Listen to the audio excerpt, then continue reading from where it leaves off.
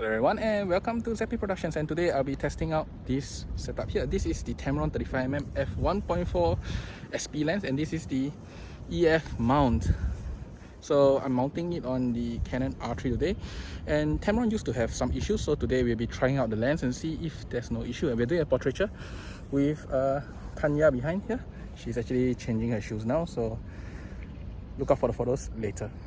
Welcome back to the studios, and you have seen my introduction just now. So I did a shoot using this setup here. This is the Canon R3 with the Tamron 35mm F1.4 SP lens, and today will be an initial look of this lens here, not the R3 definitely, just the lens. Now the Tamron lens isn't a very new lens, it's been out for some time, but on the Canon system there was some issues last year, so I didn't touch it since until now. So what happened is that there were new firmwares, and I have to thank SLR Revolution for loaning me this copy of the lens and the tap-in console. And the lens actually came without the firmware attached, so I had to use a tap-in console to update the firmware, and then it's perfect now. So what it means that the lens have full communication with the camera, including all functions that the Canon R series should have, which at that time last year was the lack of image stabilization if you were using a Tamron lens. So this year you get image stabilization fully, and this is a now complete package. So before I go into image stabilization, let's talk about the lens itself. Now this lens is of course attached to the body here, and let's weigh the lens. Give me a moment. So the Tamron lens weighs 809 grams here without all the caps. So this lens is actually quite well built. It actually is quite hefty, so 806 grams on my weighing machine here. And then not only that, it is a weather sealed lens. It has weather sealing mounts. And then, using a 72mm filter thread comes with a hood. There is not much switches on this lens itself. There's only an AF/MF switch because image stabilization is handled by the body. So exactly what I said last year, if you're using a Tamron lens last year, you could not use image stabilization because it was disabled in the body itself. But this year, after the firmware, everything works fine, and now you can have image stabilization, which I'll talk about it later. Now, this lens itself, overall build quality, if you ask me, is top notch. So when it comes to the exterior, I think it's probably as good as it gets.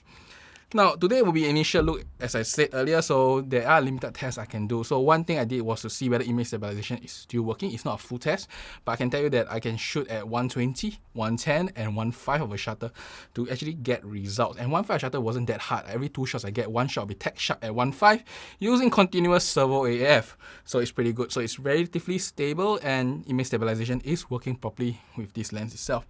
When it comes to autofocus, you've seen my earlier part where I actually did a shoot with it.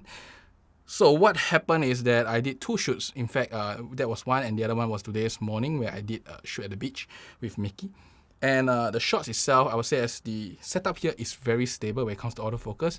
You can definitely capture the shot even with some fringe in front of the subject's face. The camera and the lens will focus on the eye properly, and it's relatively quick. And among the entire shoot, I think I have less than 2 or 3% of the shots that are soft.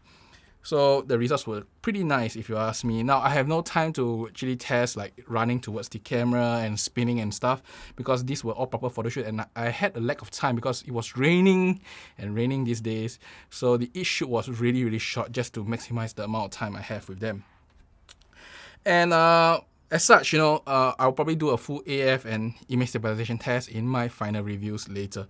Now, when it comes to image quality, as I said again, raining these days, so I didn't manage to shoot outside my window easily to get a nice shot of the buildings and stuff to see sharpness. Overall, I think that the sharpness, when I was viewing on the photo shoot photos, I think it's pretty okay. I can show you some of the shots here. I zoom in, it looks pretty okay. I mean, always focus on eye properly. And the general contrast is also quite good. I can show you 1 or 2 raw photos, and you can see the contrast sharpness pretty much quite nice. But that's about it. This is the initial look. Let me show you some photos again from this lens and camera combination. I did 2 shoots so far, and I'm quite enjoyed it, and probably will do a more in-depth test, including sharpness test, image stabilization, autofocus, and more photo shoots with this lens. And then once I do a final conclusion, you guys can probably enjoy it. Most importantly, I want to say is that finally Tamron lens works properly with the Canon R camera, and if you are looking at using Tamron lenses on Canon R series, I think it's a good time now. Just remember to get the tap-in console, because even this set here, which I just loaned from my distributor, is outdated. It's outdated. The firmware is outdated. That's why I hope you enjoy this, and I want to see you next time. Bye bye.